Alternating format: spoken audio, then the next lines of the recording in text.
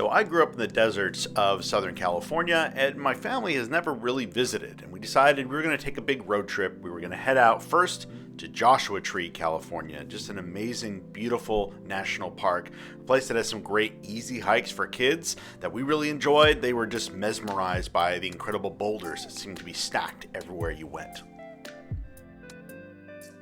And then we took a journey even further east out into Arizona to Sedona, one of the most beautiful places on earth, and we wanted to check out the Chapel of the Holy Cross, this Catholic church that's built in to the side of this incredible mountain. It's a great view. It's a really pretty looking church. It's definitely a place you want to go to before or after you hit some of those awesome trails.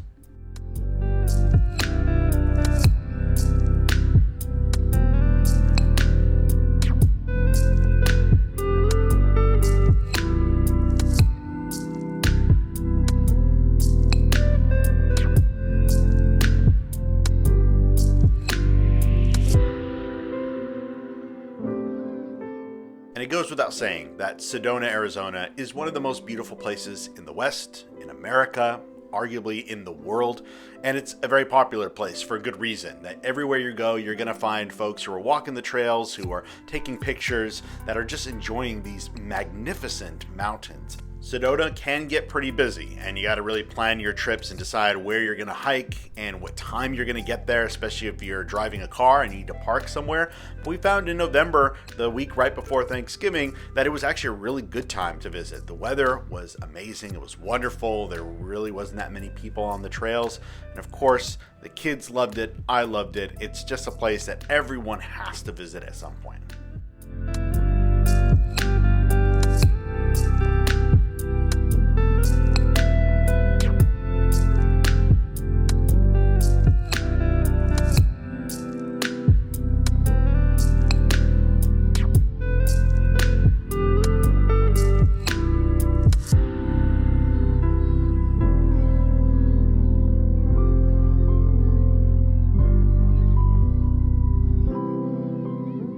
And after you've done one of your hikes, you can drop by one of these type of roadside shops that they have. This one is just right outside of Sedona proper, and it's a place that sells a lot of stuff that can go right into your yard. I just like it because it's surrounded by these beautiful mountains, these strange little trinkets, and they claim to have a very important vortex right here in the shop. I don't know if I believe that's true, but it was cool to check out.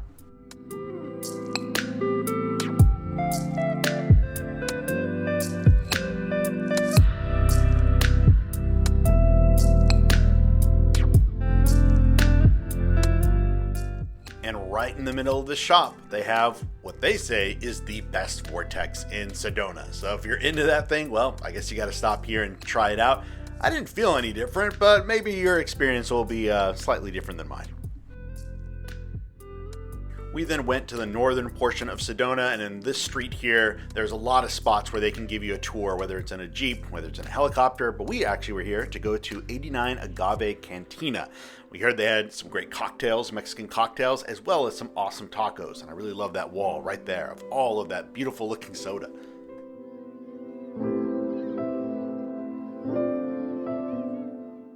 And you know me, if I'm in a town, I really want to try out their local brews. This one was pretty good. My wife ended up having one of the cocktails that she also agreed was pretty tasty.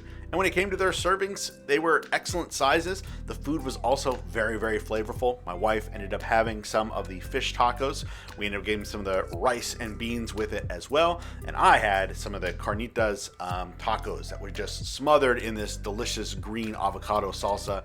Really, really good. And you know, the kids, they had some fries and some tacos that looked pretty plain to me.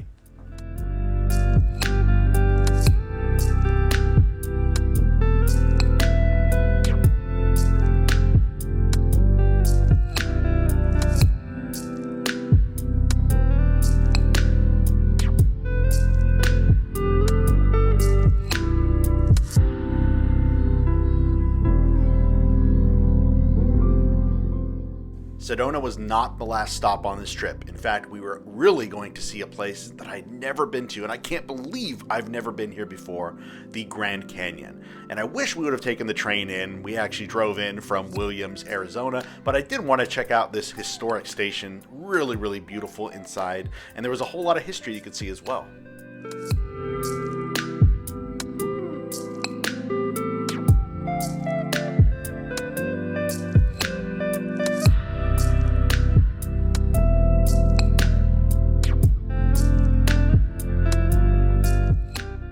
To be honest, no picture can do it justice, because the minute you walk up to that edge and you just look out at the vastness of this massive, massive canyon, it just blows your mind. It just seems like it's too big to comprehend, and I'm so glad that we were able to do it on this beautiful, beautiful day. Of course, there's a lot you can do in the canyon, but we were there with young kids, so we just did this kind of rim trail that goes right along the top, perfect for just a single day. We were able to take a look at some of the history. We tried some food, tried some drinks in the Grand Canyon, and then we left. We actually had a hotel in Williams, Arizona, and this is a really cool city that is just outside of the Grand Canyon National Park, and it's right on Route 66. So you've got all these beautiful old cars, these restaurants that seem like they're trapped in time, and we said, hey, we're in this Wild West Route 66 town. Let's go ahead and get some steak.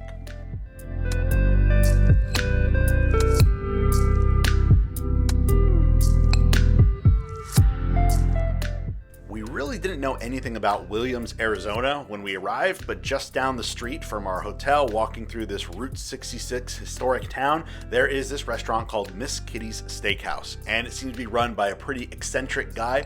Big cowboy hat. He was actually in the restaurant. He looked just like the portrait I showed you before, and apparently he's also the mayor of the town. And at this restaurant, of course, they're gonna have plenty of good drinks, some good beer, some awesome appetizers, and some awesome steak. Just look at the steak right here, just perfectly cooked with a nice brown glaze to it. I also ended up getting the baked potato, which was super awesome as well.